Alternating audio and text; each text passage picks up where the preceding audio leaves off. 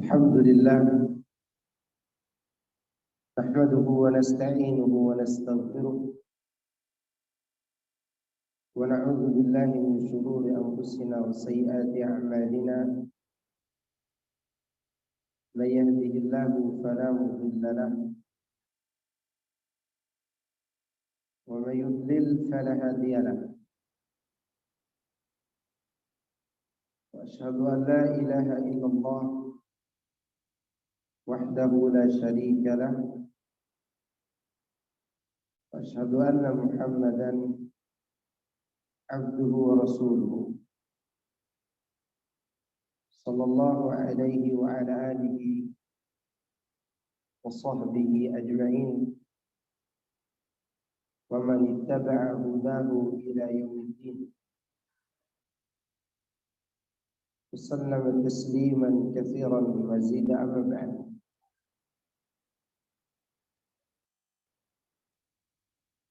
jemaah sekalian, azani Allah wa iyyakum. Alhamdulillah, kita bersyukur kepada Allah Subhanahu wa taala atas berbagai macam nikmat yang Allah anugerahkan kepada kita semuanya. Di antara nikmat tersebut itu nikmat Islam dan nikmat diberikan taufik untuk mengamalkannya.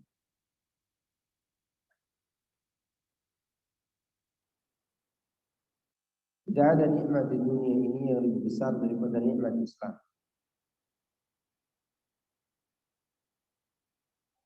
Dan tidak ada yang semulia nikmat ilmu. Maka orang yang diberikan kesempatan untuk belajar dan diberikan kesempatan untuk mengamalkannya, sungguh dia telah mendapatkan nikmat yang besar. Oleh karena itu, nanti di yaumul qiyamah, orang-orang yang masuk surga, mereka memuji dan menyanjung Allah atas keberhasilan mereka mengikuti hidayah yang Allah tunjukkan kepada mereka. Sebagaimana Allah berfirman dalam surah Al-A'raf, pengakuan penduduk surga, Allah mengatakan, wa qalu alhamdulillahilladzi hadana li hadza wa ma kunna linahtadiya laula an hadana Allah.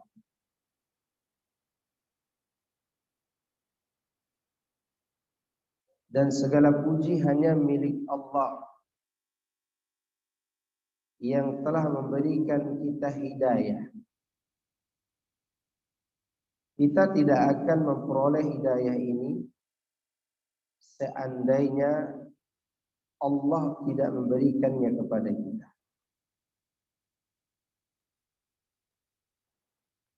Laqad ja'at rusul rabbina bil haqq. Hidayah tersebut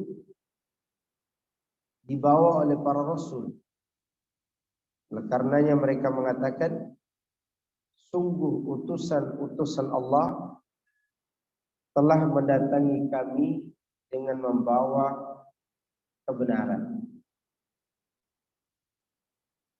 Dan manusia yang paling mulia dengan membawa agama yang paling sempurna tentunya Nabi Muhammad sallallahu alaihi wasallam. Dan ajaran yang paling lama beliau ajarkan tentunya yang berkaitan dengan akidah dan pembersihan diri dari berbagai macam bentuk kesyirikan. Allah mengatakan dalam suratul Baqarah, kama arsalna fikum rasulan minkum yatlu alaikum ayatina wa yuzakkikum wa yu'allimukumul kitaba wal hikmah wa yu'allimukum ma lam takunu ta'lamun. Fadhkuruni adhkurkum washkuruli wala takfurun. Sebagaimana kami telah mengutus pada kalian seorang Rasul dari jenis kalian sendiri, yang membacakan ayat-ayat kami kepada kalian, serta mensucikan jiwa-jiwa kalian, dan mengajarkan kepada kalian Al-Quran dan Sunnah, serta mengajarkan kepada kalian apa yang belum kalian ketahui. Lanjutan ayat ini Allah katakan, fadhkuruni, maka oleh karena itu ingatlah kepadaku, azkurkum, niscaya aku akan ingat kepada kalian, washkuruli wala takfurun, dan bersyukurlah kepadaku, jangan kalian ingkar. Di dalam ayat ini Allah menjelaskan tentang nikmat diutusnya Rasulullah SAW, sekaligus menjelaskan tentang tugas beliau sebagai seorang Rasul, dan juga menjelaskan apa sikap kita setelah mengetahui kedatangan Rasul. Allah menjelaskan tentang nikmat diutus Rasul dan menjelaskan tentang tugasnya, di mana tugasnya adalah membacakan ayat-ayat Allah dan mensucikan jiwa-jiwa umatnya, yang kita sebut dengan tazkiyatun nufus, serta mengajarkan isi daripada Al-Quran dan Sunnah, dan apa yang belum pernah kita ketahui sebelumnya. Lalu apa tugas kita dan sikap kita setelah mendapatkan nikmat itu? Yaitu dengan cara mengingat Allah Subhanahu wa Ta'ala dan juga bersyukur kepadanya. Inilah sikap seorang muslim atau mukmin.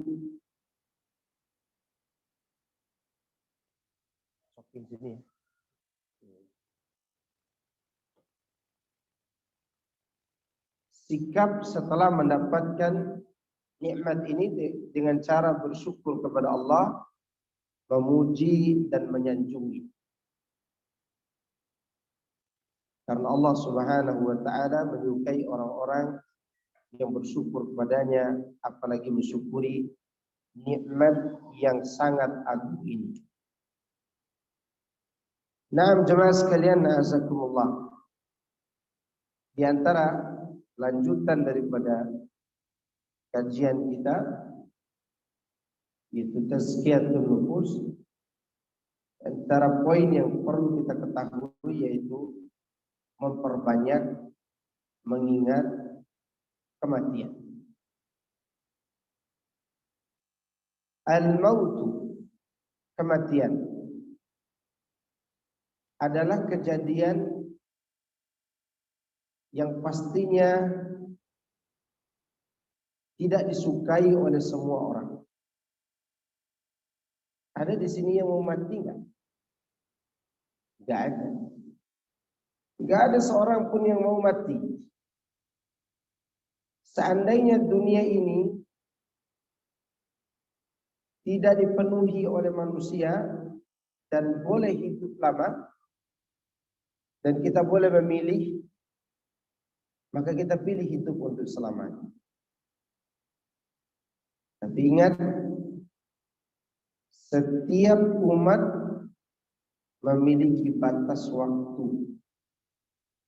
Walikulli ummatin ajal, fa idza jaa ajaluhum la yastakhiruna sa'atan wa la yastaqdimun. Tiap-tiap umat mempunyai batas waktu. Maka apabila telah datang waktunya mereka tidak dapat mengundurkannya barang sesaat pun dan tidak bisa memajukannya. Jadi kalau sudah datang ajal, maka tidak ada yang bisa menolak.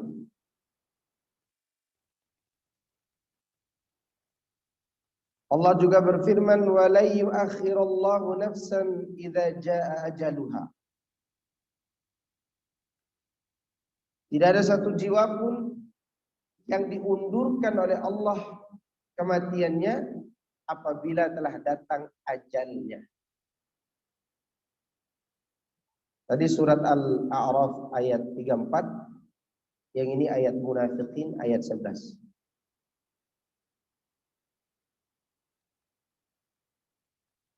Dan kematian adalah keyakinan yang diyakini oleh semua orang pasti terjadi. Makanya di antara nama lain daripada kematian itu adalah al-yaqin. Fa'bud rabbaka hatta ya'tiyakal yaqin. Beribadalah kepada Rabbmu sampai datangnya kematian. Sampai datangnya al-yaqin. Al-yaqin di sini maksudnya al-maut, kematian. Itu menunjukkan bahwa semua makhluk mereka memiliki keyakinan yang sama tentang kematian itu.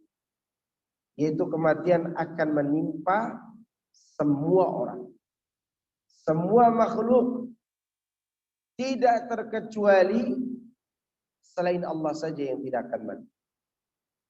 Sampai malaikat maut yang mencabut nyawa manusia pun, dia akan mati pada saatnya nanti. Demikian juga malaikat-malaikat yang dekat dengan Allah, Jibril dan yang lainnya. Sampai pada waktunya, kullu man 'alaiha fan wa yabqa wajhu rabbika dzul jalali wal ikram. Semua yang ada di atas permukaan dunia ini semuanya mati. Dan yang kekal adalah zat yang memiliki wajah yang mulia, yaitu Allah yang maha mulia. Tidak ada lagi selain Allah yang hidup. Allah itu hayyun la yamut. Dia hidup tidak akan pernah mati.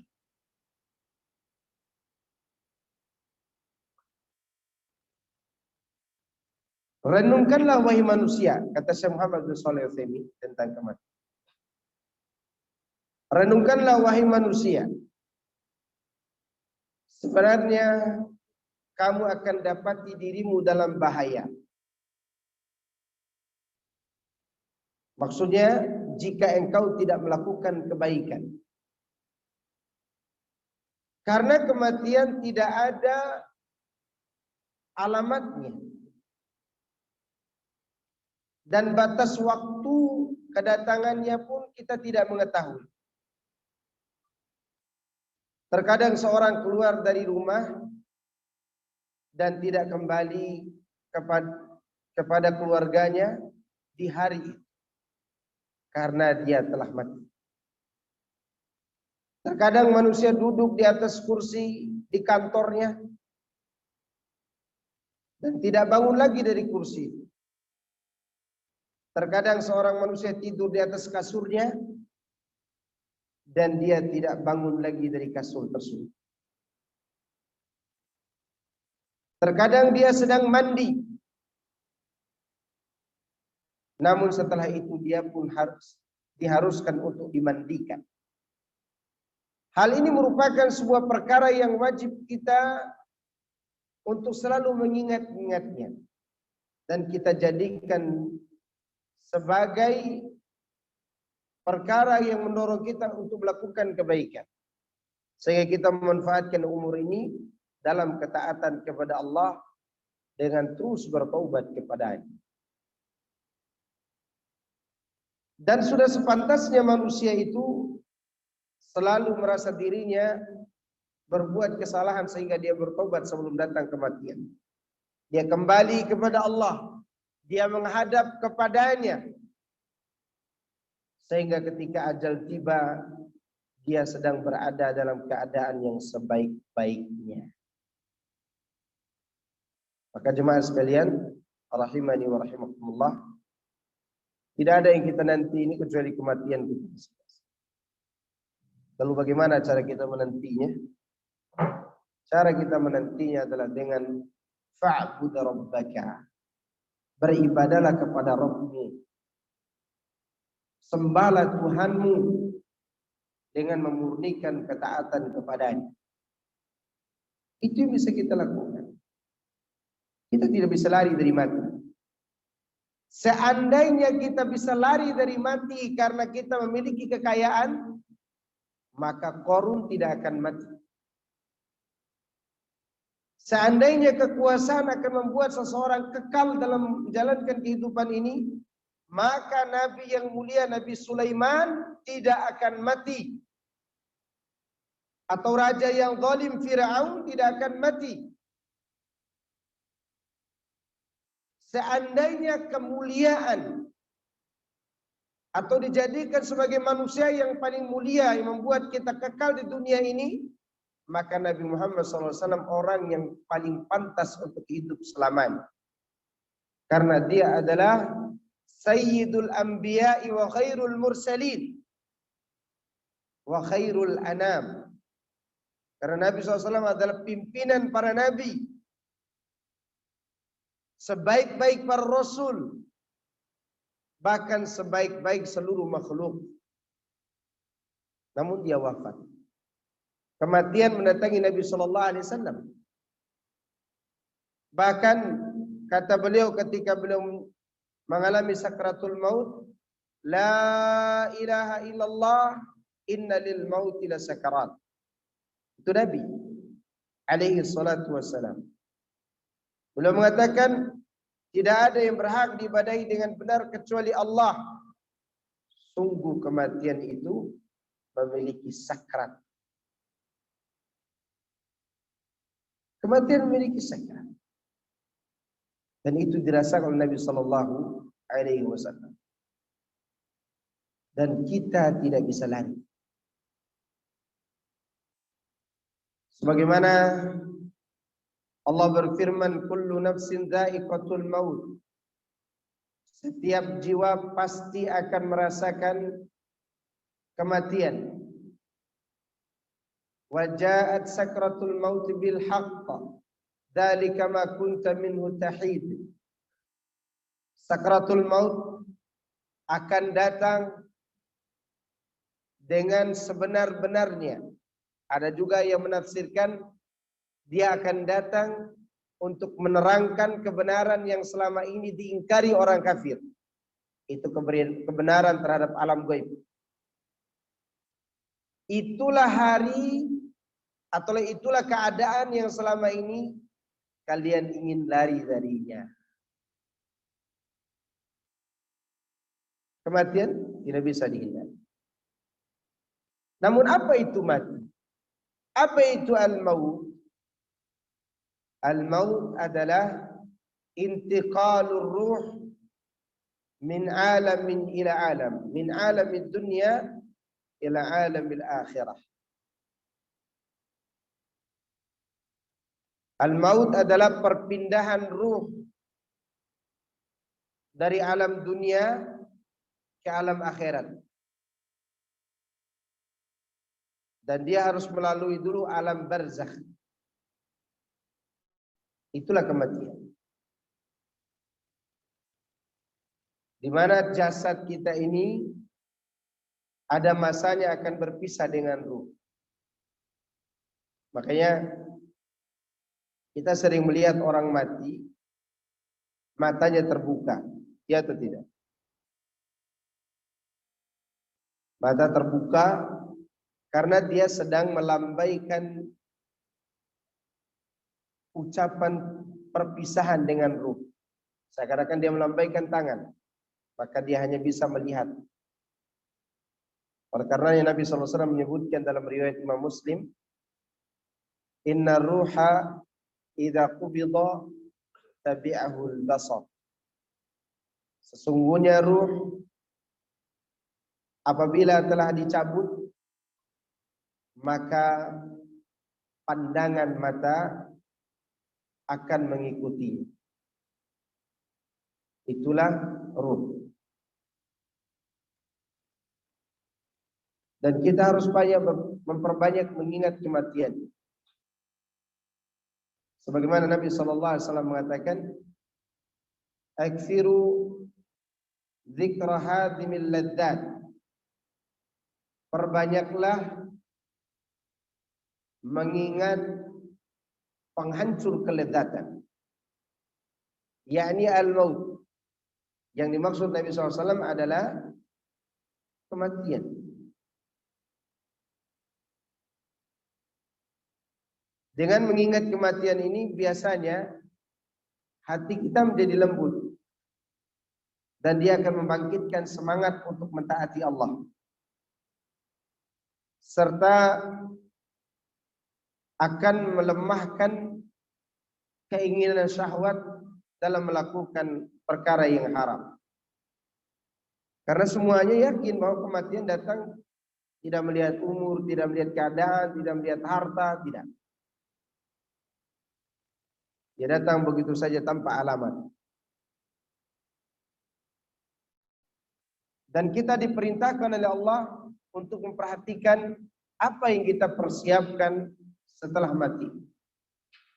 Tentu kita persiapkan amal kebaikan karena hanya itu yang menemani kita.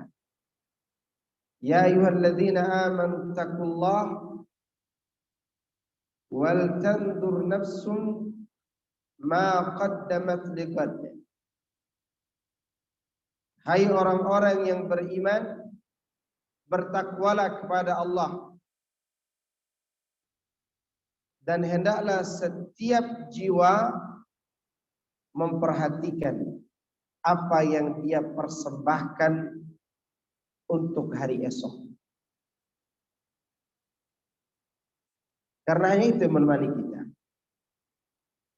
Sebagaimana disebutkan dalam hadis yang diriwayatkan oleh Al-Imam Ahmad, bahwa yang menemani kita di kubur adalah amal kebaikan kita atau amal keburukan kita. Di mana Rasulullah SAW pernah mengatakan dalam sambungan hadis yang panjang, Nabi mengatakan, "Tsumma yaji'uhur rajul hasanul thiyabi wa hasanul wajhi wa tibir rih." Orang yang beriman didatangi oleh seseorang yang wajahnya bagus, pakaiannya juga rapi, dan wangi semerbak. Orang beriman ini bertanya, "Man anta?" Kamu ini siapa? Afwan. Orang yang datang tadi berkata, "Abshir billadhi yasurruka.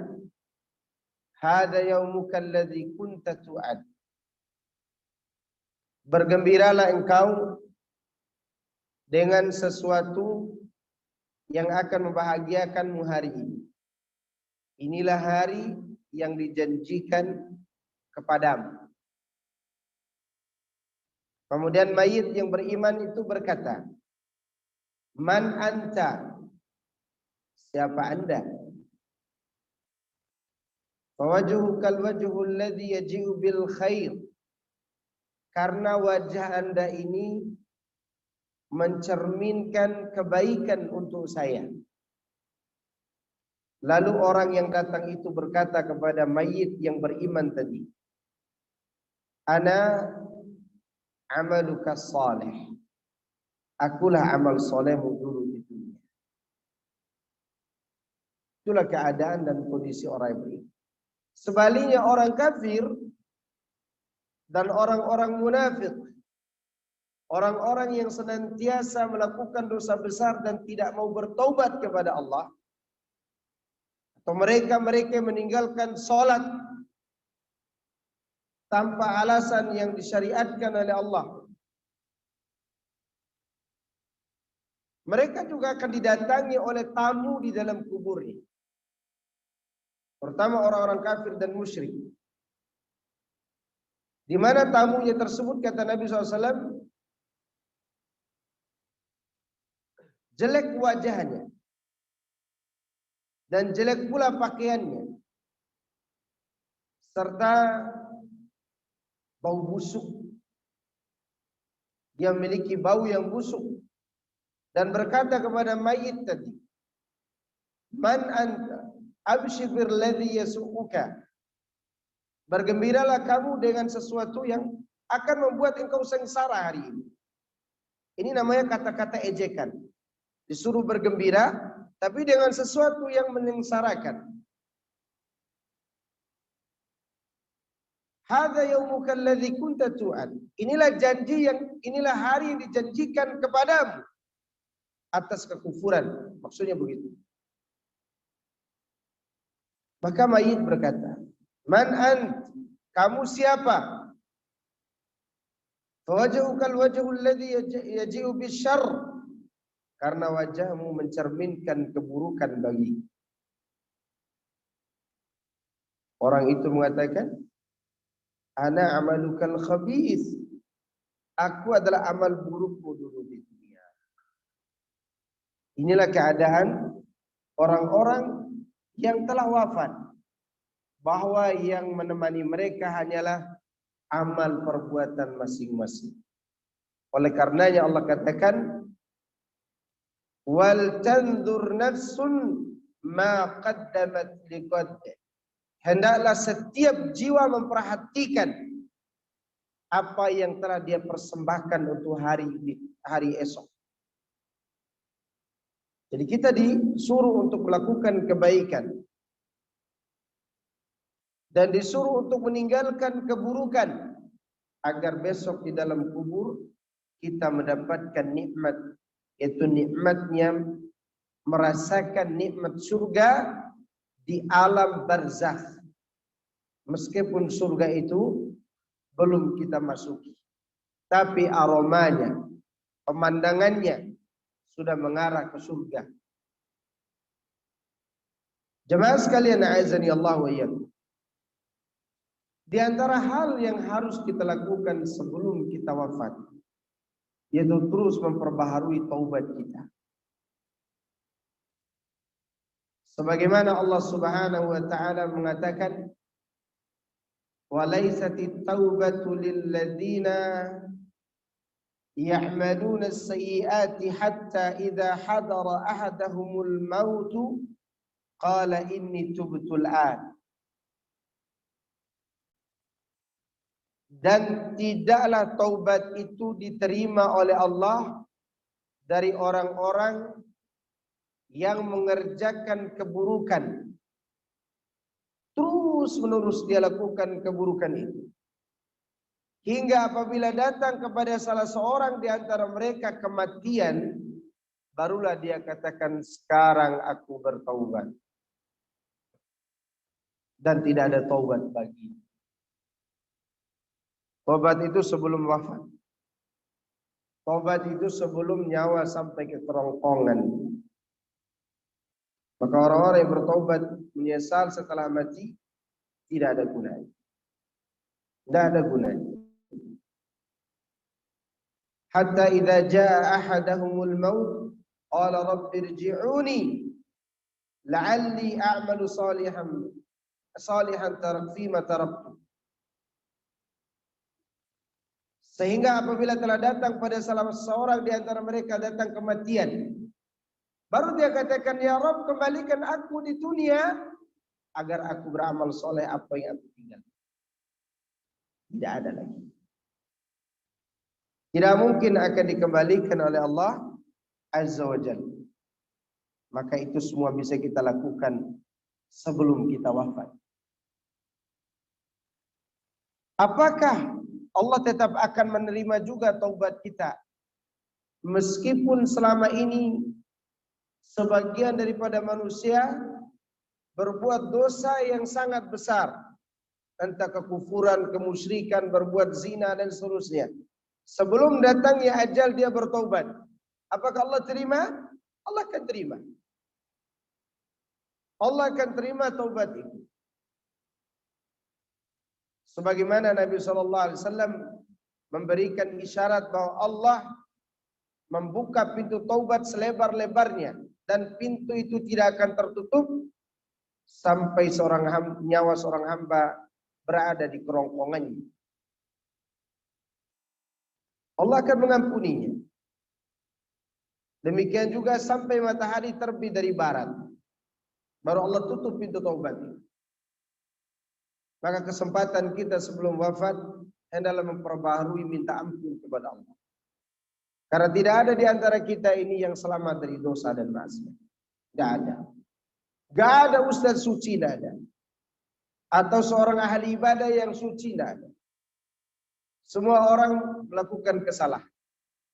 Maka sebelum datang penyesalan itu, perbanyaklah bertaubat dan kembali kepada Allah agar jiwa kita ini suci di dunia dan suci pula ketika bertemu dengan Allah Subhanahu wa ta'ala nanti di yaumul qiyamah.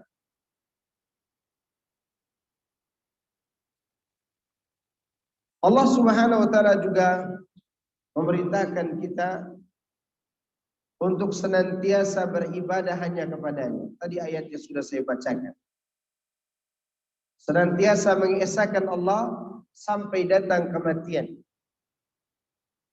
Fa'bud rabbaka hatta ya'tiyakal yaqin.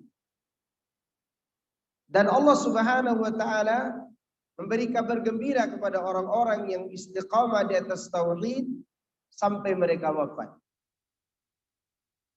Di mana Allah katakan di dalam suratul Ahqaf, innal ladzina qalu rabbuna Allah thumma istaqamu fala khaufun 'alaihim wala hum yahzanun. Sesungguhnya orang-orang yang mengatakan Rabb kami adalah Allah.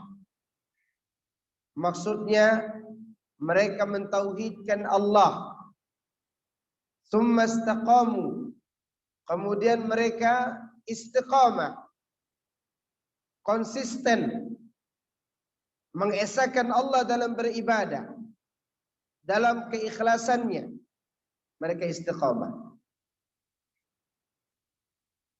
Dan kalimat summa istaqamu artinya sampai kematian menjemput mereka. Apa balasannya? Fala khaufun 'alaihim. Maka tidak ada rasa takut atas mereka. Wala hum yahzanun. Dan mereka tidak akan pernah bersedih hati lagi. Perhatikan kalimatnya. Fala khaufun. Setelah Allah memberitahukan keadaan orang-orang yang meninggal dalam keadaan istiqamah ini, Allah menggunakan kata isim dalam kalimat khauf. Fala khaufun alaihim. Dan kalimat isim dalam bahasa Arab tidak ada kaitannya dengan waktu. Artinya hilangnya rasa takut itu tidak dibatasi dengan waktu lagi. Berarti selama-lamanya mereka tidak akan takut. Tapi di mana? Itu pertanyaannya.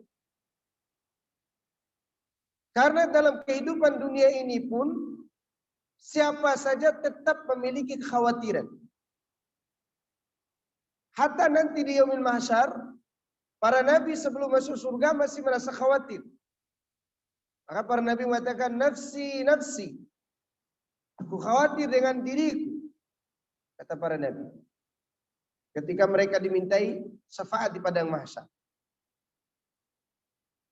Jawaban daripada pertanyaan tadi, tidak ada rasa takut untuk selama-lamanya, hanya terjadi di dalam surga.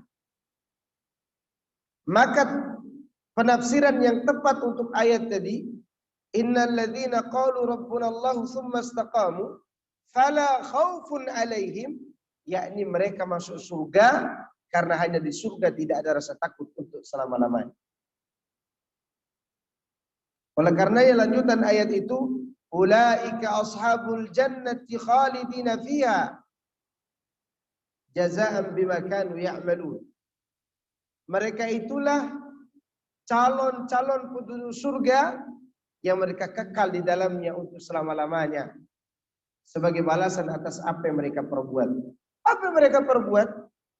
Yaitu mereka mentauhidkan Allah sampai mereka diwafatkan oleh Allah SWT.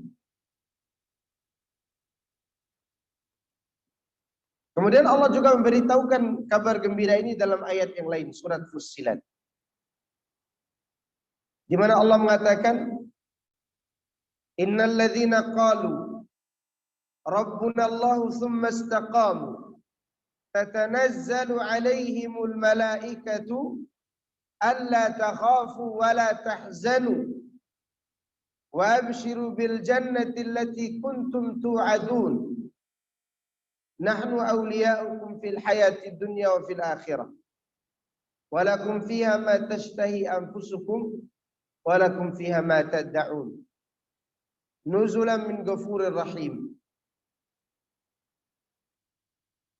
Kata Allah Azza wa Jalla, sesungguhnya orang-orang yang mengatakan Rabb kami adalah Allah. Para sahabat menafsirkan mereka bertauhid kepada Allah, tidak berbuat kemusyrikan. Tsumma istaqamu, kemudian mereka istiqamah. Sekali lagi makna tsumma istaqamu, mereka istiqamah sampai datang kematian. Karena dinamakan istiqamah, seseorang berbuat sesuatu sehingga datang kematian. Itu baru dikatakan istiqamah. Maka Allah turunkan malaikat dari langit, tatanazzalu alaihimul malaika.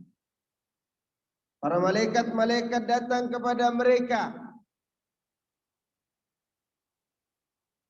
Mereka mengatakan, jangan kamu takut dan jangan bersedih hati. Jemaah sekalian, ibu-ibu yang dirahmati oleh Allah Subhanahu wa taala. Orang yang sedang berada dalam posisi mau berpisah dengan orang-orang yang dicintainya, yang dia rasakan ada dua.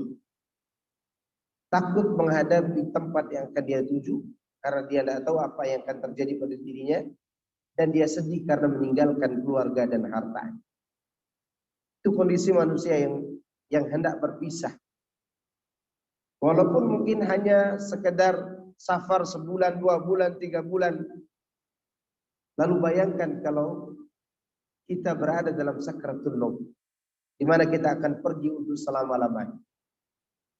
Maka tentunya perasaan itu akan lebih besar lagi. Takut menghadapi kehidupan setelah mati dan bersedih hati karena meninggalkan apa yang selama ini kita kumpulkan di dunia. Perasaan ini akan dirasakan oleh semua orang. Semua orang. Beriman maupun orang kafir. Namun lihat bagaimana kematian orang beriman ketika muncul perasaan itu. Turun malaikat. Berusaha menghiburnya. Agar dia jangan takut. Karena ada alasan setelah ini kamu akan berikan jaminan keamanan. Dan jangan bersedih hati. Disebabkan karena engkau meninggalkan keluarga dan hartamu. Karena setelah ini akan ada pengganti yang lebih baik. Yaitu wa abshiru bil jannati allati kuntum tu'ad.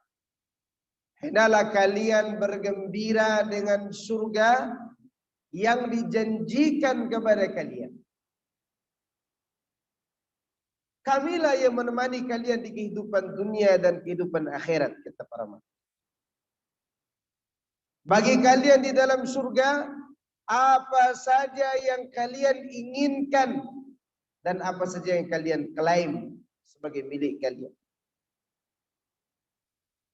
Sebagai balasan dari Allah yang Maha Pengampun lagi Maha Penyayang. Di dalam ayat ini Allah menjelaskan tentang keadaan orang yang mati setelah dia bersusah payah dan berletih untuk istiqamah di atas kebaikan dan tauhid. Turun malaikat kepada mereka. Tentu malaikat di sini bukan malaikat adab, bukan, tapi malaikat jenis malaikat rahmat. Inilah malaikat yang tidak akan masuk ke dalam rumah yang di dalamnya ada anjing yang dipelihara dan ada gambar-gambar yang digantung di dinding-dinding, gambar yang bernyawa. Maka ibu-ibu yang masih memiliki gambar yang bernyawa di dinding temboknya, demikian juga foto keluarga, singkirkan. Karena khawatir malaikat rahmat ingin masuki rumah, dia tidak mau. Kemudian ada yang mengatakan, berarti enak dong Pak Ustadz, tidak akan mati-mati karena malaikat tidak mau datang ke dalam rumah saya. Iya, malaikat rahmat yang tidak akan datang kepada Anda. Tapi malaikat maut tetap datang. Tetap. Ya tetap akan datang. Kalau sudah waktunya datang perintah, mau dipasang 1000 patung pun di rumah tetap mati. Orang Hindu mati nggak di Bali sana? Mati. Orang India mati nggak di India sana? Mati. Di rumah mereka ada patung nggak? Ada. Berarti yang tidak masuk ke rumah kita adalah malaikat pembawa rahmat. Hati-hati. Karena saya masih melihat ada sebagian orang dan ibu-ibunya pakai jilbab, masih pelihara anjing 2 ekor di rumahnya.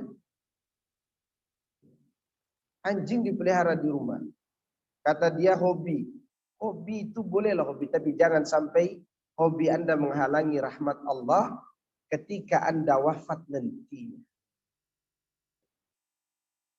Karena kita ingin mendapatkan keistiqomahan ini sampai kita diwafatkan dan turun malaikat. Malaikat itu disifati oleh Nabi Shallallahu Alaihi Wasallam dengan sifat-sifat yang indah.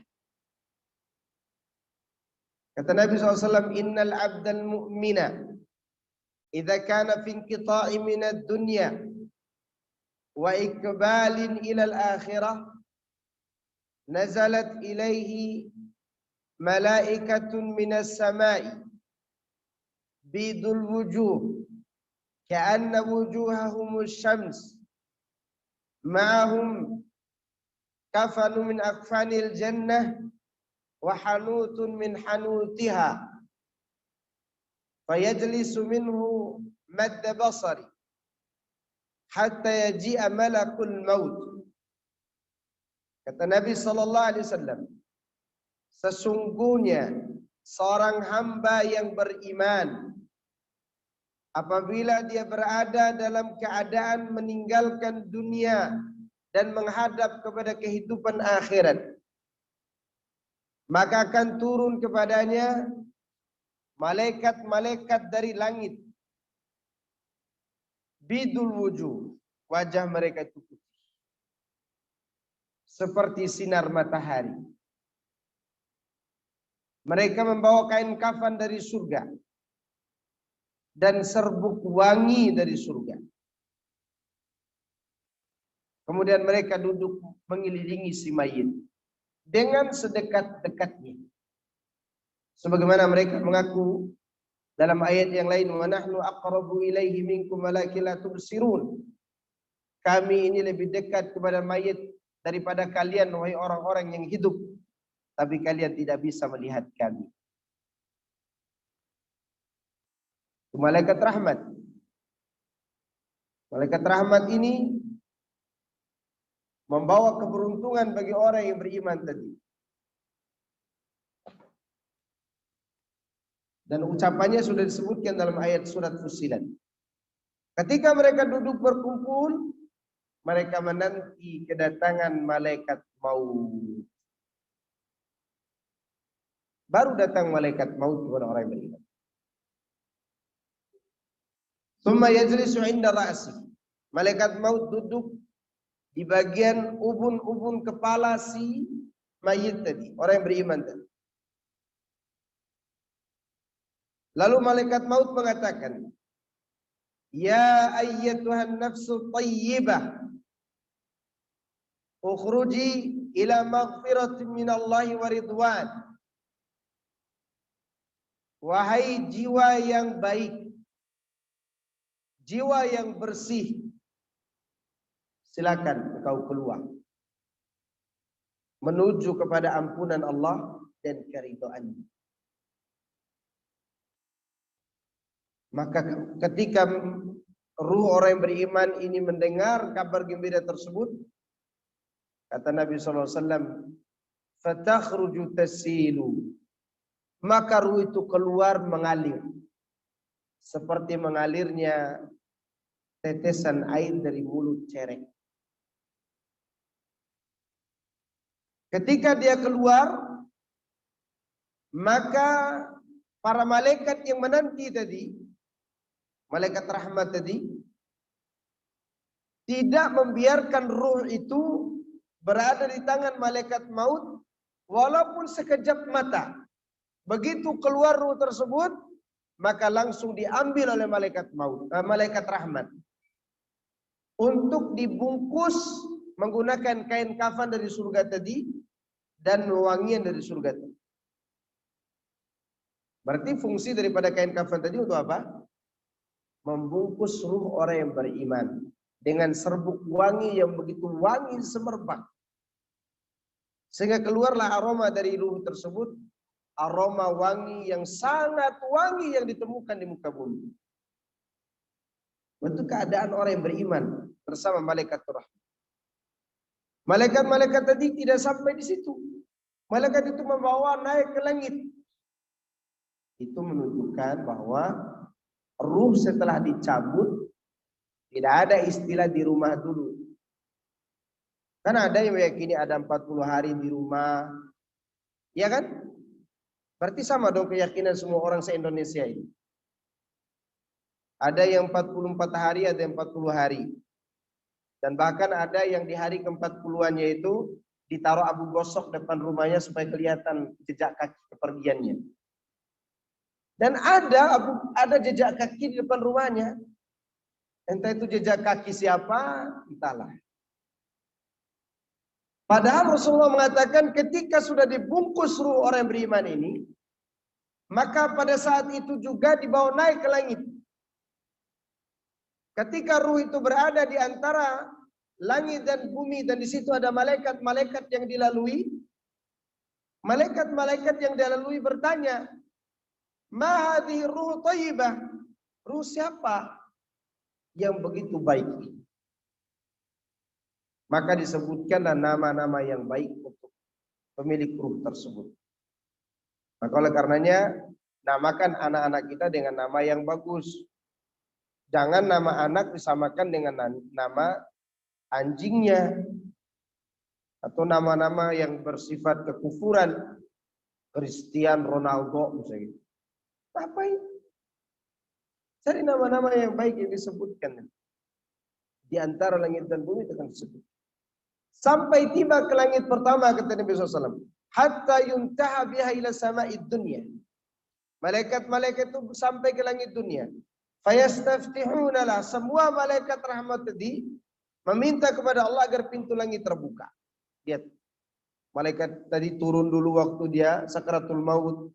Kemudian membungkus ruhnya. Dibawa naik ke langit. Sampai di langit pertama. Malaikat-malaikat meminta kepada Allah agar pintu langit terbuka, maka semua pintu langit terbuka. Bukan hanya malaikat itu saja yang gembira atas kehadiran ruh ini. Setiap malaikat yang ada di setiap langit mengantarkannya pada langit berikutnya. Kemudian berikutnya sampai pada langit ketujuh di hadapan Allah Subhanahu wa ta'ala. Di mana ketika ruh ini sudah sampai di hadapan Allah, Allah mengatakan begini. Uktubu kitab 'abdi fi illiyin. Tetapkan catatan hambaku ini di dalam illiyin. Illiyin itu adalah kitab yang di dalamnya ditulis kebaikan-kebaikan orang yang beriman. Atau ditulis nama orang-orang yang beriman. Kitabun marqum yashhaduhul muqarrabun, yang disaksikan oleh para malaikat-malaikat terdekat. Maka pendapat yang benar kitab Illiyin itu berada di sisi arsy Allah Subhanahu wa taala, di tempat yang tinggi. Setelah itu Allah katakan kepada para malaikat pembawa ruh tadi,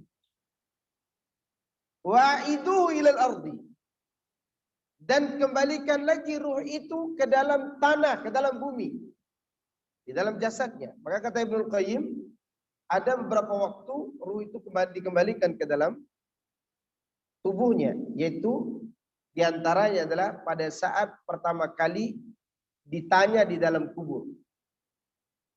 Pada saat ditanya dalam kubur, dikembalikan, karena Allah katakan dalam hadis ini, riwayat Imam Ahmad ini, wa'iduhu ilal ardi, kembalikan ruh ini ke dalam bumi. Fa inni minha khalaqtu wa fiha u'iduhum wa minha ukhrijuhum taratan ukhra. Karena dulu aku menciptakan manusia asalnya dari tanah.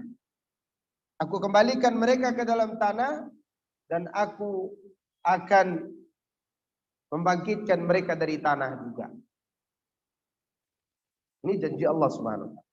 Maka para malaikat itu mengantarnya sampai ke dalam kubur. Karena sudah dikuburkan, tentunya keluarga sudah pada pulang, harta-harta yang sudah kembali ke tempatnya masing-masing, maka tinggallah mayit ini ditanya dalam. Maka kalau kita mengantar jenazah, kita doakan untuk mayit itu dengan doa yang ringkas tapi padat akan makna. Allahumma gfir lahu wa tsabbit. Ya Allah, ampunilah orang ini dan kokohkanlah pendiriannya dalam menjawab pertanyaan. Karena dia akan ditanya. Apa yang ditanya? 3 hal. Yang ditanya adalah 3 hal. Tentang Allah, tentang agama, dan tentang kenabian dan kerasulan Rasulullah sallallahu alaihi wasallam.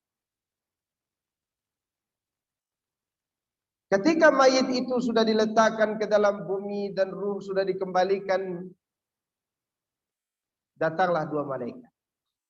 Malaikat ini sifatnya aswadani azraqani, hitam kebiru-biruan.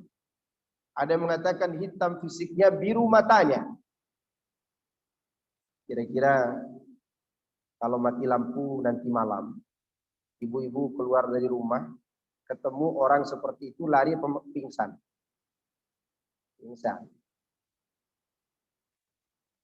Maka para sahabat ketika mendengar itu dari Nabi SAW mengatakan begini, ya Rasulullah, seandainya itu malaikatnya, bagaimana kami bisa menjawab? Melihat malaikat saja sudah takut.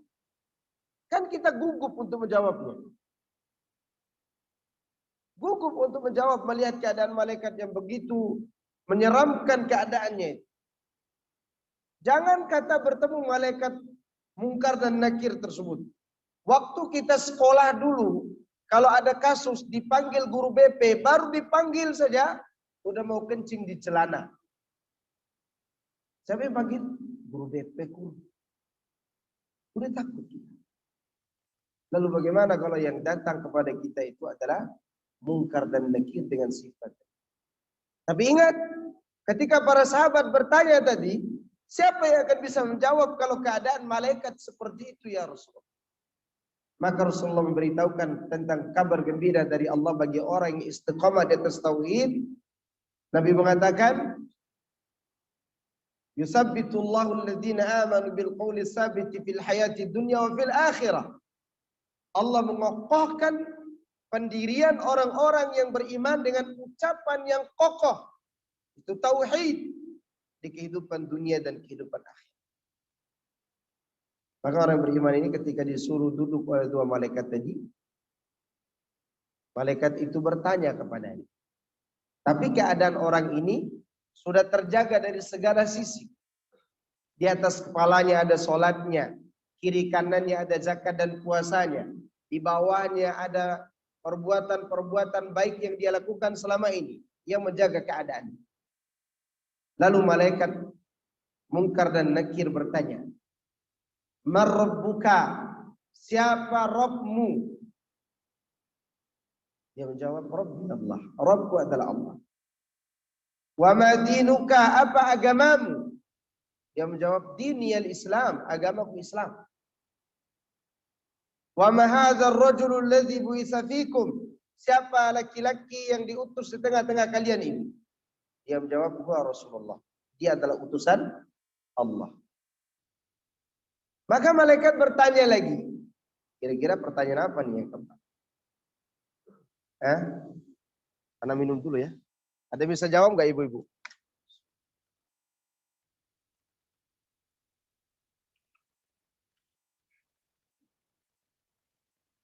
Ibu-ibu ada yang bisa jawab apa pertanyaan keempat? Saya kasih hadiah terima kasih nanti. Ya di sini tidak ada hadiah kan? Apa kira-kira pertanyaan yang keempat?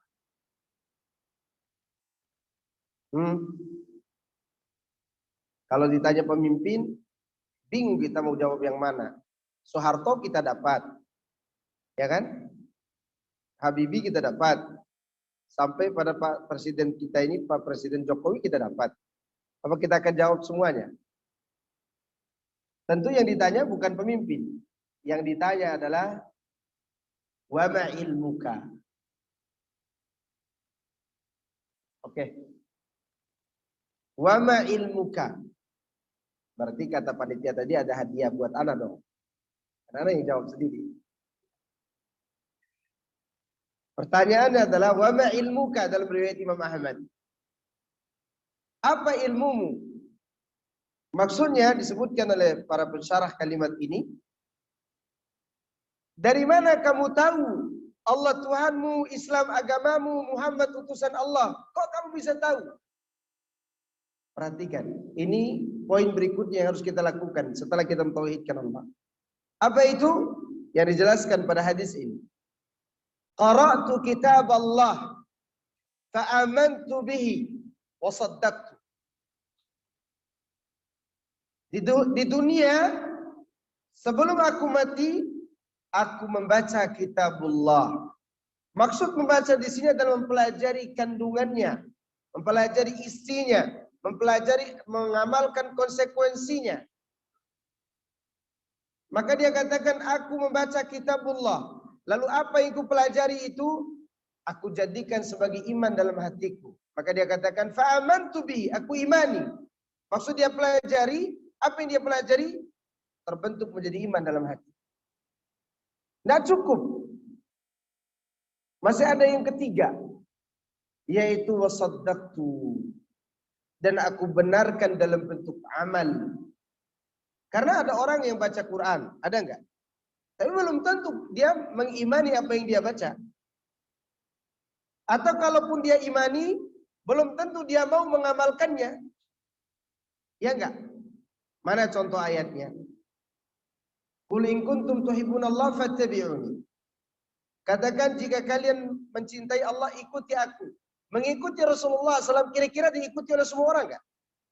Apa semua orang baca Quran mengikuti Rasul? Buktinya mereka berbuat bid'ah. Buktinya mereka khurafat. Buktinya masih ada yang kedukun. Buktinya masih ada yang kepara tidak normal. Ya yang melihat jin ya tidak normal kan?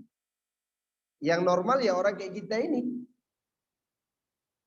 Mereka melanggar mengikuti Rasul. Tapi mereka baca ayat itu.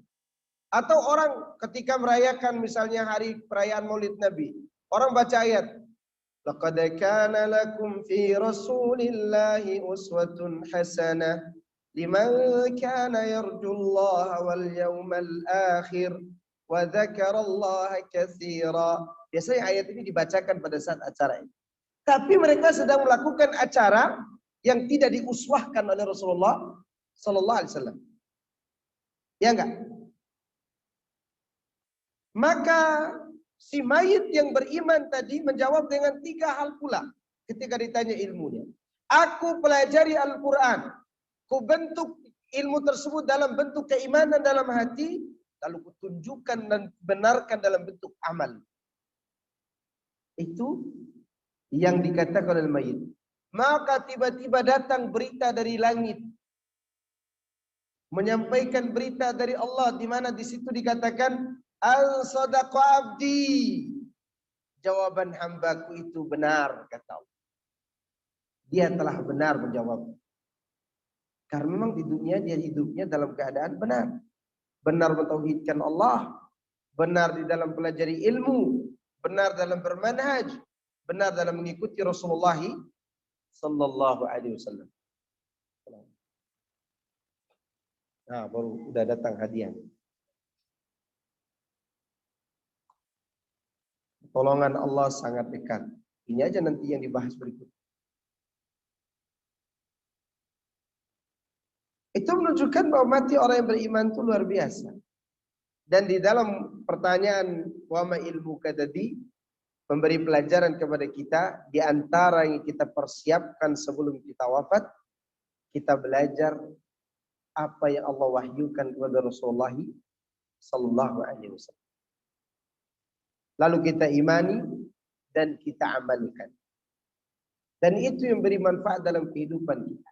Dan itu tujuan kita memperbanyak mengingat mati.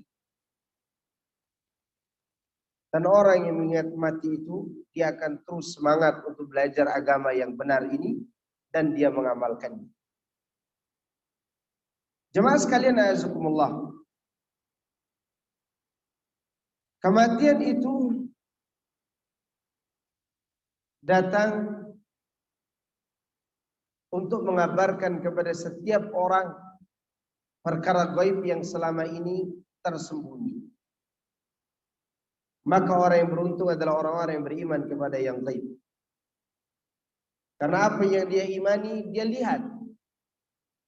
Mereka yang tidak beriman kepada yang gaib, mereka akan tercengang karena melihat kejadian yang sebenarnya.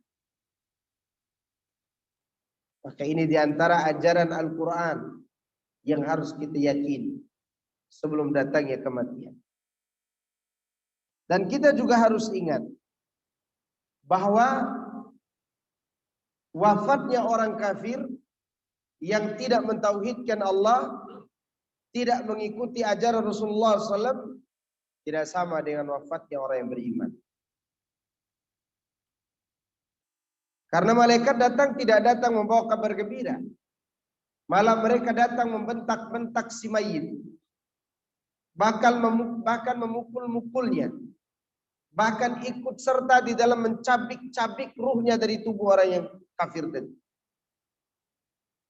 Itu orang-orang berbuat kesyirikan kepada Allah. Oleh karena itu, jemaah sekalian, para ulama, para ustadz, para mubaligh yang lurus dakwahnya, mereka berteriak di mimbar-mimbar untuk menyelamatkan kaum muslimin dari jeratan sakratul maut yang berat atau beratnya kematian karena kekufuran. Kaum muslimin tidak mengerti tentang itu. Yang kita khawatirkan adalah diri kita ini dan kaum muslimin mati dalam keadaan musyrik. Itu yang kita takutkan. Karena Nabi SAW memberikan ancaman keras kepada orang-orang mati dalam keadaan berbuat kesyirikan dan kekufuran. Nabi mengatakan, innal abdal kafira, sungguhnya hamba yang kafir, idza kana fi inqita'i minad dunya, apabila dia ingin melepaskan dunia, wa iqbalin ilal akhirah, dan menghadap kehidupan akhirat, nazalat ilaihi malaikatun minas samai sudul wujuh, turun kepada mereka malaikat-malaikat dari langit, syidadun gilad sudul wujuh, keras dan sadis, wajahnya hitam legam. Jadi malaikat yang turun ini malaikat apa kira-kira? Malaikat pembawa azab. Dan membawa kain kafan yang busuk dari neraka. Mungkin kain kafan itu sekiranya bisa dicium oleh kita, maka kita semua akan pingsan karena bau busuk. Ma'umul musuh, mereka membawa kain busuk dari neraka. Kemudian mereka duduk menghampiri mayit sambil mencela, mencaci maki dan membentak-bentak si mayit itu. Sehingga datang malaikat maut. Apa kata malaikat maut? Ya ayyatuhan nafsul khabithah, ukhruji ila ghadabin minallahi wa sakhatin. Wahai jiwa yang busuk, wahai ruh yang busuk, yang kotor, silakan kau keluar untuk menuju kepada kemurkaan Allah dan amarahnya. Kira-kira ruh tadi mau keluar enggak? Enggak mau. Enggak mau dia keluar. Karena diancam, jika keluar, engkau akan menuju kepada kemurkaan Allah dan amarahnya. Maka ruh tersebut, kata Nabi SAW, berpencar di dalam tubuh. Dia tidak mau keluar. Kalau ruh orang yang beriman keluar mengalir lewat ubun-ubun kepalanya. Ruh orang kafir tidak mau keluar. Tapi sudah waktunya untuk keluar. Tidak bisa ditunda. La yastakhiruna anhu sa'atan wa la yastaqdimun. Sesaat pun tidak bisa ditunda kematian itu. Maka fayantazi'una minhu intiza'an. Mereka mencabik-cabik ruh itu dari tubuh si mayit seperti dicabutnya jeruji, pentongan yang berduri itu, yang dulu kita waktu kecil nonton film raksasa bawa pentongan, ada duri-durinya itu. Seperti jeruji itu dililitkan dalam kain wol yang basah lalu ditarik. Kira-kira gampang kan? Atau kita istilahkan dengan sesuatu yang mudah kita pahami, seperti kawat berduri ditusuk dari bawah sini ujungnya, ditarik dari atas sini. Ya. Jadi tusuk di bawah, kemudian melewati tulang dicabut. Dicabik-cabik. Makanya mati orang kafir itu terkadang diperlihatkan oleh Allah bagaimana sengsaranya. Sebagaimana diceritakan tentang Mirza Ghulam Ahmad, dia mati mencret. Di kamarnya tidak ada yang berani mendekati. Tahu Mirza Ghulam Ahmad? Siapa dia? Pendiri Ahmad? Dia. Siapa yang jawab tadi antum? Nah ini jawab tempat hadiah.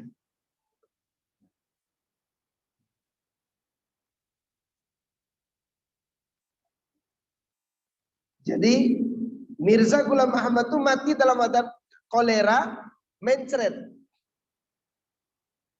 Pernah dengar ada nabi mati mencret? Gak ada, kecuali nabi palsu. Mati mencret. Karena malaikat memukul-mukul wajahnya, membentak-bentaknya, dicabik-cabik ruhnya. Karena kekufuran mereka. Dan ini sering terjadi. Kalau orang-orang kafir itu mau jujur cerita tentang kondisi keluarga mereka yang mati, mereka jadi saksi. Tapi tidak semua diperlihatkan. Tapi terkadang Allah perlihatkan. Karena itu Rasulullah mengatakan fayuntaza'u minhu intiza'an. Ruh itu dicabut, dicabik-cabik dari tubuhnya, dari segala penjuru. Maka sakitnya luar biasa. Setelah dikeluarkan, ruh tersebut langsung diambil oleh malaikat adab, dibungkus dalam kain kafan yang busuk tadi, dibawa naik ke langit, sama dibawa naik ke langit juga. Tidak ada istilah kayaknya ruhnya akan ditayangan deh Pak Ustadz. Tidak ada. Ya, kalau begitu enak dong para LGBT. Setelah mati, ruhnya gentayangan kemana-mana, tidak masuk-masuk ke alam barzakh. Itu hanya sinetron. Ya, sinetron saja sebenarnya. Tidak ada, ruh gentayangan itu tidak ada. Sama sebagaimana orang beriman langsung dibawa ke alam naik ke atas, ruh orang kafir pun dibawa naik ke atas. Ketika malaikat pembawa ruh melewati malaikat lain, malaikat itu mengatakan, "Mahadi ruh khabithah." Ini ruh siapa yang busuk? Yang buruk ini ruh siapa? Dijawab oleh malaikat pembawa ruh, Fulan bin Fulan. Disebutkan namanya yang paling buruk. Sampai tiba ke langit pertama. Ruh ini meminta agar pintu langit terbuka. Maka pintu langit tidak ada yang terbuka. Tidak ada yang terbuka pintu langit itu. Oleh karenanya Nabi SAW mengatakan, membacakan ayat dalam suratul A'raf, la tufattahu lahum abwabus sama wa la yadkhuluna al-jannata hatta yalijal jamalu fi sammil khiyat. Mereka tidak akan terbuka pintu langit untuk mereka. Jadi tidak akan terbuka pintu langit untuk orang-orang kafir. Kapan? Pada saat mereka berbuat kebaikan, amal mereka tidak sampai ke langit. Kedua, ketika ruh mereka dicabut, tidak bisa naik tembus ke langit. Dan mereka tidak akan masuk surga sampai seekor onta masuk ke dalam lubang jarum. Kira-kira kapan onta masuk lubang jarum? Gak ada. Walaupun jarum super sekalipun tidak ada. Tidak bisa masuk. Maka oleh karena itu selama-lamanya mereka tidak bisa menembus langit. Lalu Allah berseru dari langit ketujuh sana mengatakan kepada para pencatat amal, uktubu kitabahu fi sijjin. Tulis kitab orang itu ke dalam sijjin. Maksudnya penjara bumi yang paling dalam. Fil ardi sufla. Di bumi yang paling dalam. Di sana ada penjara dari neraka. Kemudian kembalikan dia ke dalam tanah. Sebagaimana dikatakan dari Allah kepada orang yang beriman, karena aku ciptakan mereka dari tanah, aku kembalikan ke dalam tanah, dan kubangkitkan mereka dari tanah. Maka ruh tersebut tidak diantar, tapi dilempar. Kata Nabi, fatutradu tordan, dilempar dengan lemparan keras. Dan Rasulullah mengingat firman Allah, wa may yusyrik billahi faka'annama kharra minas sama' fatahtafuhu at-tayr aw tahwi bihi ar-rih fi makanin sa'id. Barang siapa berbuat syirik kepada Allah, maka seakan-akan dia jatuh dari langit lalu disambar burung dan dia dibawa kepada tempat yang sunyi. Jadi disiksa terus, mulai dari sakratul maut, ketika dicabut nyawa, dibentak-bentak malaikat, dibawa ke atas dalam keadaan busuk, dari atas ke bawah pun dilempar dengan lemparan keras sampai masuk ke dalam jasadnya si mayit. Kemudian dia dihimpit oleh kuburan sampai bersilang tulang belulangnya, hatta takhtalifa adla'uhu, kata Nabi, sampai bersilang tulang belulangnya. Lalu datang dua malaikat Munkar dan Nakir, membentak-bentak dan bertanya kepadanya, siapa Tuhanmu? Dia menjawab, la adri, aku tidak tahu. Kalau munafikin mengatakan, aku lukama yaqulunas, aku hanya ikut-ikutan manusia saja. Ini bahayanya beramal ikut-ikutan ibu-ibu. Bahaya enggak beramal dalam keadaan ikut-ikutan? Bahaya. Karena jawabannya juga, aku ikut-ikutan. Wa madinuka, dia katakan, hala adri, aku lukama yaqulun nas, aku tidak tahu. Sebagian menjawab, aku hanya mengucapkan seperti ucapan manusia, tapi bukan ucapan Allah. Kemudian ditanya, siapa laki-laki diutus di tengah-tengah kalian? Juga tidak tahu. Padahal orang munafik di dunia bersaksi akan kerasulan Muhammad sallallahu alaihi wasallam, masuk kubur tidak tahu. Berarti ada orang yang mengucapkan syahadat, tidak tahu siapa Tuhannya dalam kubur. Maka Allah menyeru dari langit, angkadzaba, dia memang suka berdusta. Dusta. Itulah kelanjutan daripada hadis tadi, dia temani oleh amalnya, kemudian bertanya dengan amalnya, saling berdiskusi dengan amalnya. Semua itu terjadi dalam keadaan dia kufur kepada Allah. Berbeda dengan orang yang beriman. Maka oleh karena itu, jemaah sekalian, azakumullah, kematian yang akan datang tiba-tiba ini memberikan pelajaran kepada kita untuk mempersiapkan diri. Karena kita tidak tahu kapan kematian itu. Coba sekali-kali bangun malam, antum renungkan bangun malam itu baru bangun dari kuburan. Dan antum hidup sendiri, tidak ada keluarga di situ. Ya. Namun ketika sudah dinyalakan lampu, yang kelihatan istri. Ya kan? Nyalakan lampu, istri atau suami lah itu. Tapi biasanya itu orang bangun, dia mengingat mati, dilakukan sholat tahajud, dilakukan zikir kepada Allah, beristighfar, seakan-akan dia lagi dalam kubur. Nah, itulah keadaan yang sangat indah dalam kehidupan seorang mukmin. Di mana mengingat mati itu mendorong dia untuk selalu berbuat baik. Dan inilah yang disebut dengan sarana tazkiyatun nufus. Mengingat kematian. Tapi ada orang ingat mati tapi dia tidak baik-baik. Ada nggak? Ada atau tidak? Ada. Apa orang-orang yang bencong itu tidak ingat mati? Ingat. Tapi bukan itu maksudnya. Tapi ingat mati yang mendorong kita untuk melakukan kebaikan.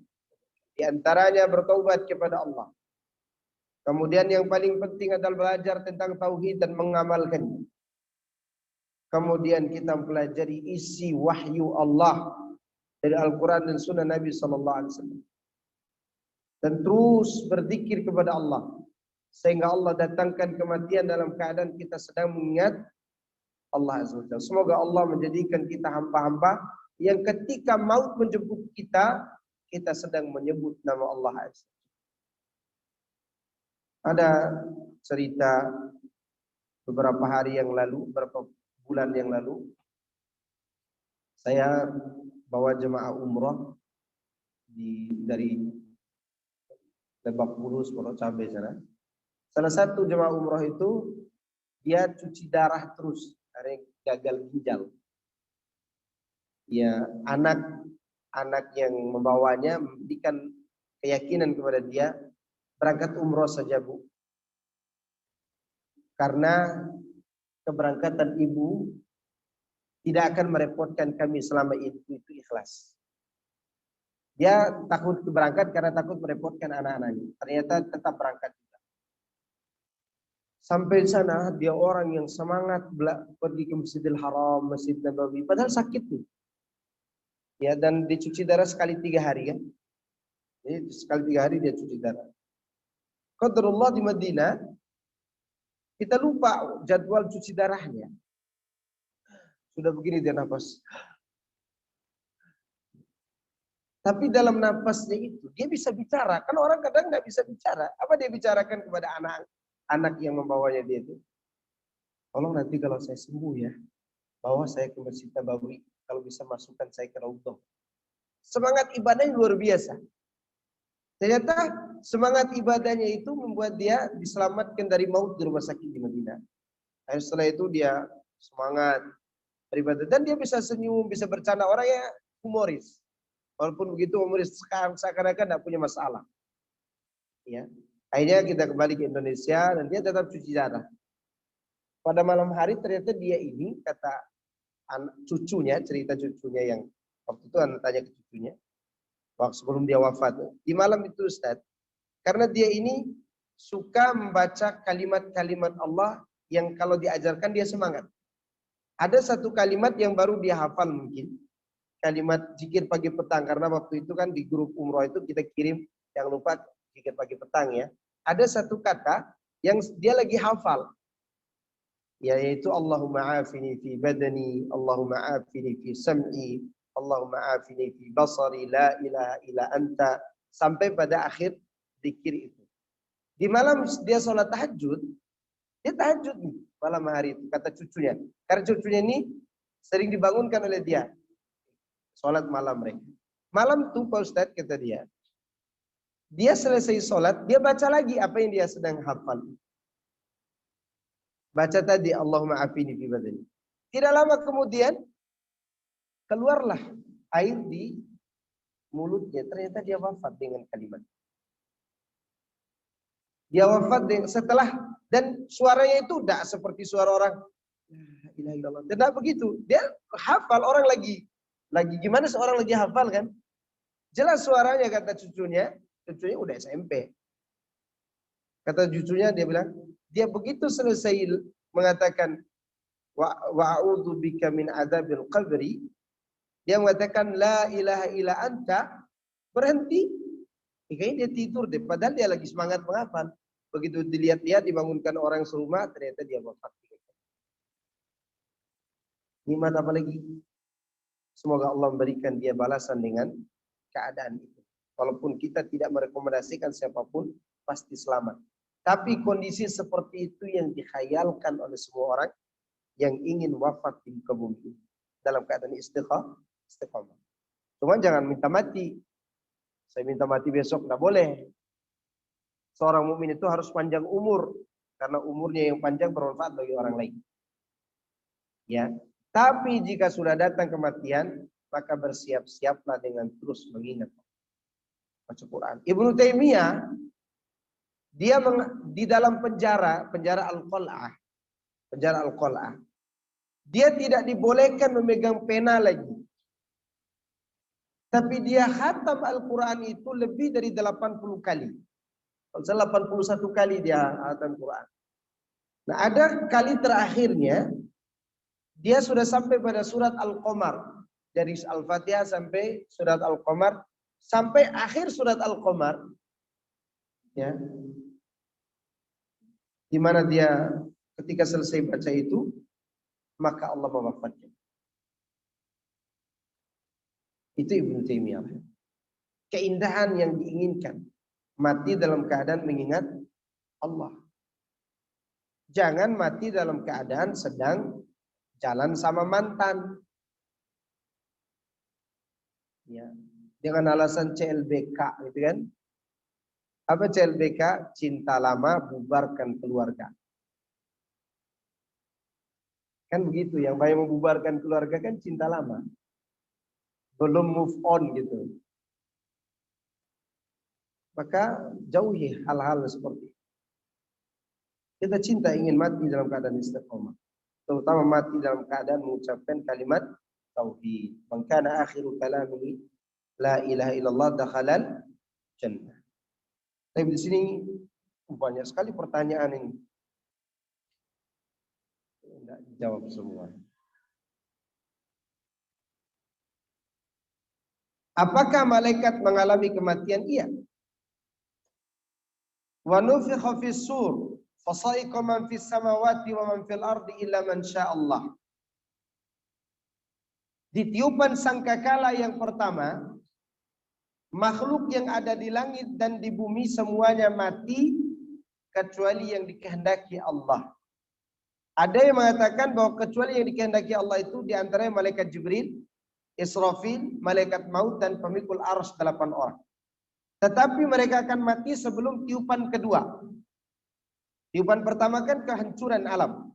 Kematian semua orang yang ada di alam semesta ini. Kemudian sebelum tiupan kedua, mereka juga mati. Yang terakhir kali mati adalah malaikat maut. Karena dia tugasnya mencabut apa? Ruh. Kemudian atas izin Allah dia mencabut ruhnya sendiri. Ustaz, Ana mau tanya, apakah benar jika seorang memakai susuk matinya akan susah dan susuknya harus dikeluarkan dulu oleh si pemasangnya? Ini hanya modus agar antum kembali lagi kepada dukun. Kalau antum dulu anti pernah pasang susuk, banyak bertobat kepada Allah. Bertobat kepada Allah. Karena yang menentukan indah dan tidaknya kematian kita adalah amal perbuatan kita setelah kita berbuat salah. Masang susuk itu salah apa tidak? Salah. Ada salah seorang ustadz, dan ini ustadz senior, dulu waktu kami masih santri, dia cerita. Dia didatangi oleh wanita yang dulunya wanita yang tidak benar lah, tapi dia udah taubat. Tidak pakai cadar, datang konsultasi ke ustadz. Dia konsultasi tentang susuk yang dia pasang. Kemudian ustadz mengatakan agar dia bertobat, memperbaiki amal, bertauhid kepada Allah. Lalu wanita ini pergi. Apa kata ustadz ketika wanita itu pergi? Saya heran dengan wanita ini. Cantiknya muttafaqun alaih, katanya. Tahu gak cantik muttafaqun alaih? Untuk apa dia pasang susuk coba? Iya kan? Itu menunjukkan pasang susuk itu hanya modus kadang. Para dukun-dukun itu ingin melariskan dagangannya. Ya enggak? Demikian juga nanti syaratnya baru keluar kalau kembali lagi ke dukun itu. Ya enggak? Itu juga modus. Maka perbaiki amal. Insya Allah kematian Anda Allah akan mudahkan. Perbaiki hubungan dengan Allah Subhanahu wa taala. Bangun malam, minimal sholat witir Anda lakukan. Berdoa, beristighfar, bertaubat kepada Allah. Duduk di majelis ilmu, membaca Quran. Itu semua akan mempermudah keadaan. Tidak usah kembali lagi ke dukun tadi. Gimana bisa dikeluarkan susuk itu? Tidak mungkin. Ya, jangan-jangan nanti sampai di sana dia siapkan susuk palsu, dia pencet-pencet, ini udah keluar, padahal itu palsu. Atau dulunya dia pura-pura pasang, ternyata tidak ada yang dipasang.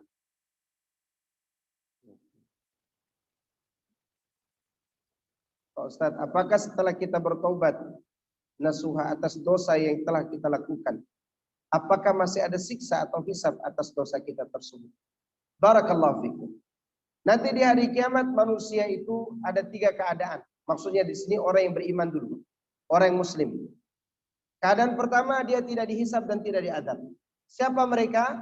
Kesimpulan yang disimpulkan oleh Syekh Sa'di rahimahullah, mereka mengerjakan semua perintah, wajib maupun sunnah. Mereka meninggalkan semua larangan, haram maupun makruh, dan meninggalkan hal-hal yang melalaikan. Itu kesimpulan dari Syekh Sa'di.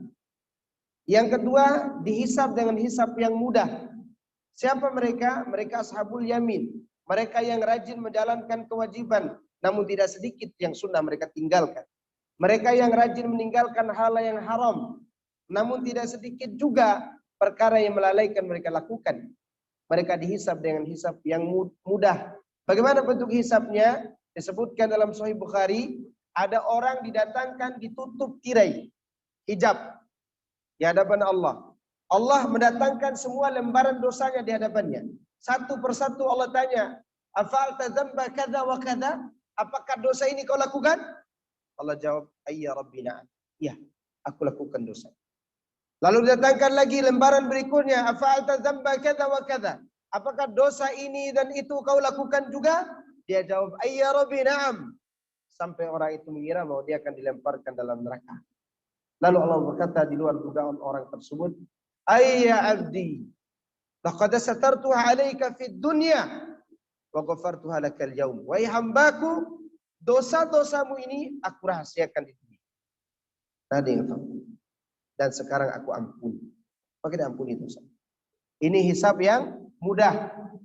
Ya, sesuai dengan pertanyaan ini, seorang yang taubat nasuha, kalau dia masuk dalam golongan kedua, tetap dihisab. Tapi hisabnya mudah.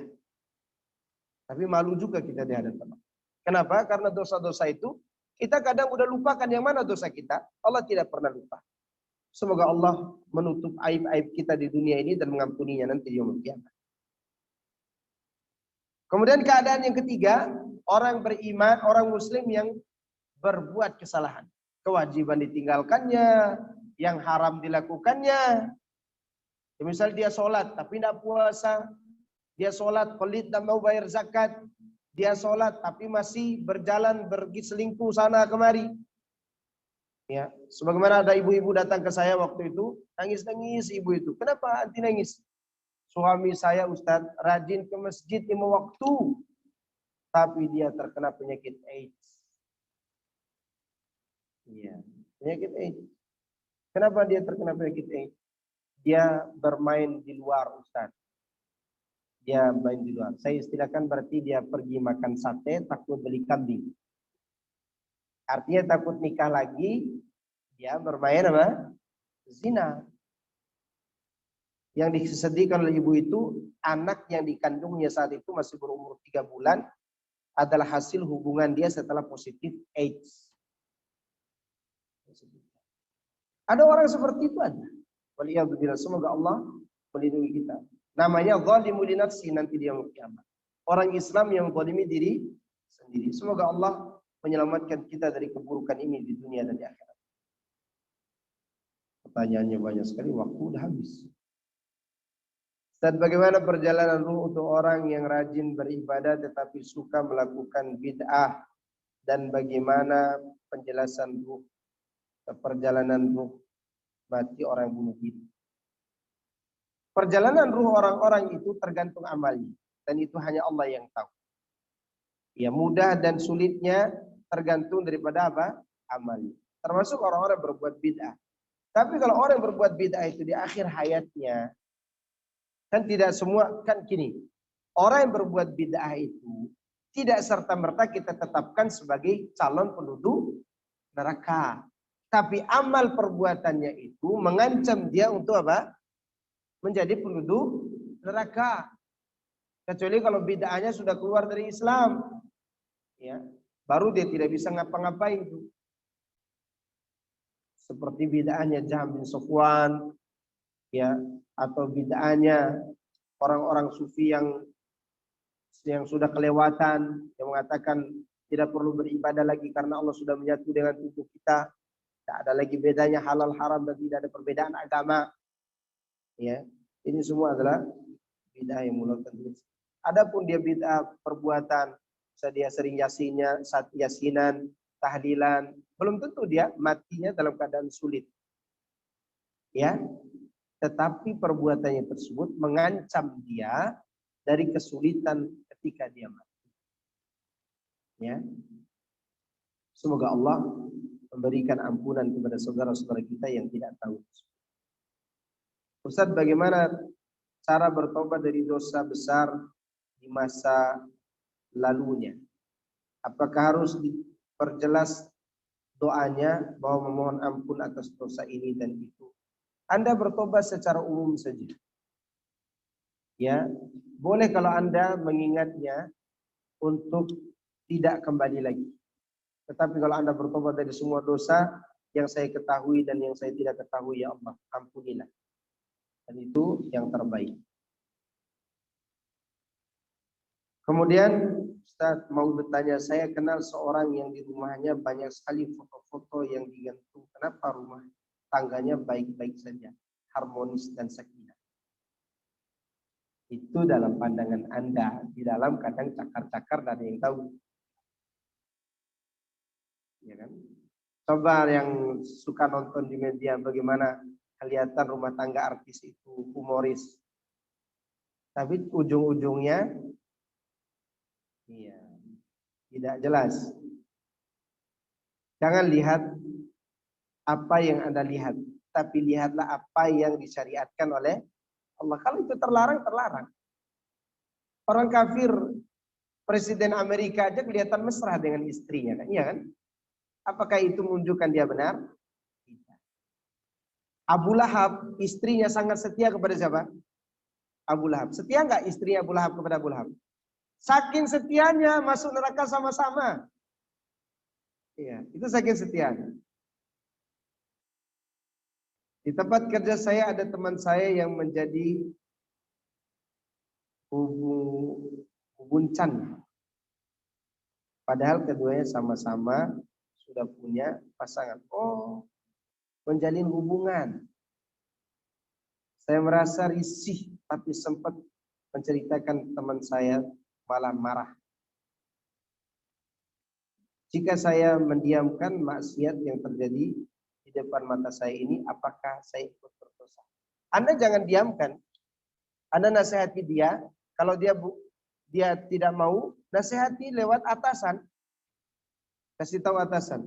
Kalau tidak mau juga, kasih tahu pasangannya masing-masing. Ya kan?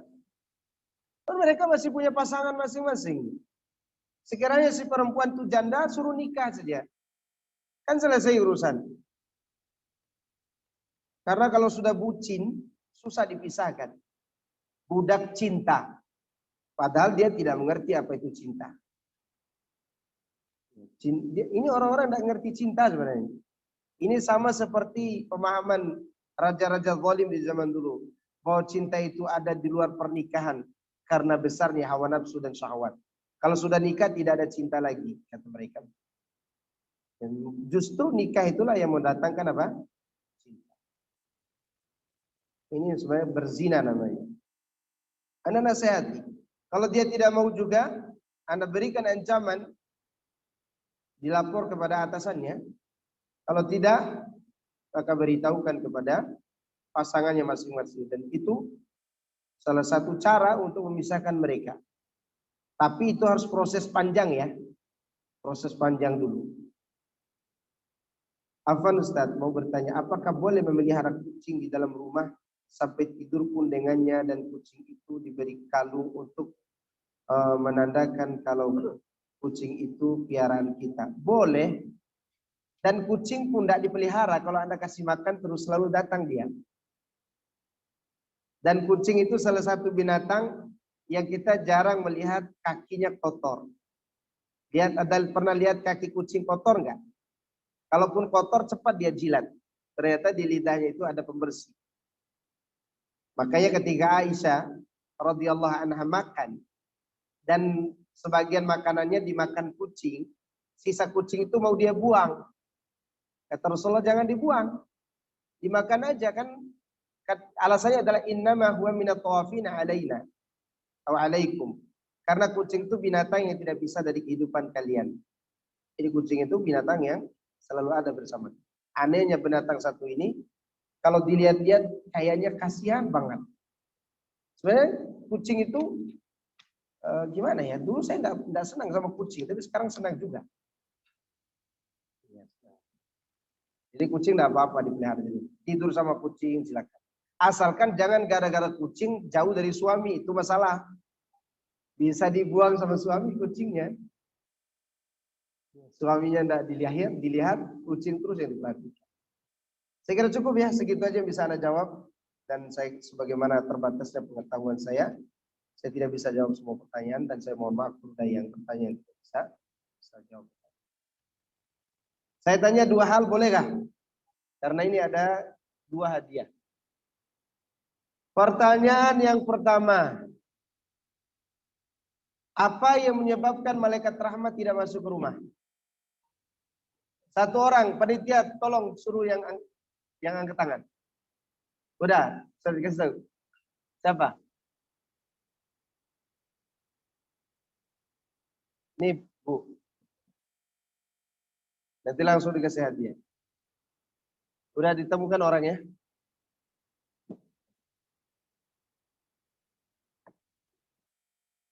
Apa yang bisa menyebabkan malaikat rahmat tidak masuk rumah?